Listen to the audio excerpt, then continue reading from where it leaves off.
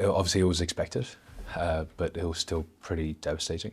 I think it's one of those moments where you kind of have doubt as to whether I'll see my father again. Obviously, it's a 20-year sentence, which is comically large, given that my father's 78. At that point, in 20 years, he'll be 100 almost. But in the conditions he's been kept in, like, I think even a tenth of that, he might not have. He might die before then.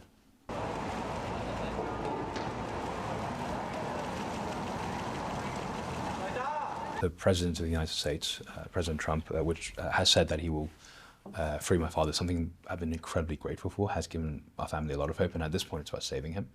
There's many people around the world that view him as a hero, and many nations that want him out. And hopefully the joint pressure will mean that my father will be released.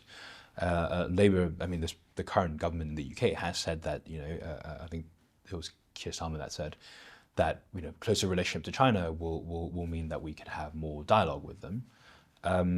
So my father's case is the test. As I said, look, there's no normalization until my father's out. There's no closer relationship until my father's out, because if they can't even do something so simple, then what can we possibly expect from that relationship?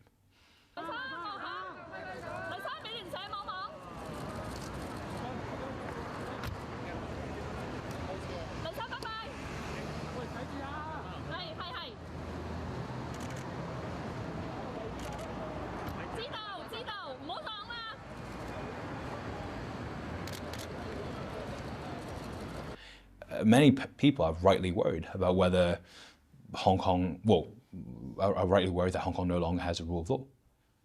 And that's damaging for Hong Kong. That's damaging for Hong Kong as a financial centre. That's damaging for Hong Kong as a place to do business. And it's damaging to China as a place to uphold promises. Someone asked me about this kind of new world order, China being a stable partner. Well, there's no stability, there's no promises being kept as long as Jimmy Lai is being in prison. Here's a man who upheld the joint declaration. Here's a man who Hong Kong was promised, the people of Hong Kong were promised by the United Kingdom and China that they'll have 50 years of one country, two system, where the freedoms will be protected. Those freedoms have been destroyed. So every single day my father's in prison is a reminder of that.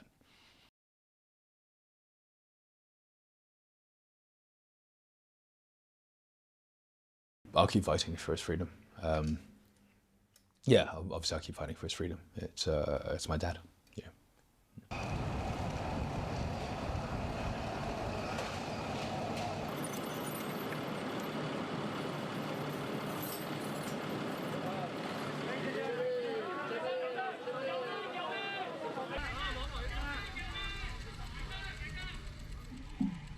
The sentencing today sends a loud and very clear message that political dissent, even moderate and peaceful campaigning for greater democracy in Hong Kong, will not be tolerated. And that's what it was intended to do, and that's what it has done. Hong Kong is unfortunately a different place today than it was yesterday. These freedoms have been being eroded for a number of years, quietly in the background, and a lot of people around the world, I think, don't know. Even people who know and recognise Jimmy Lai's name don't really understand the full significance. In an 855-page judgment in December, he was convicted of crimes that amount to no more than campaigning peacefully through his media properties, supporting gentle incremental approach to further democratization of Hong Kong.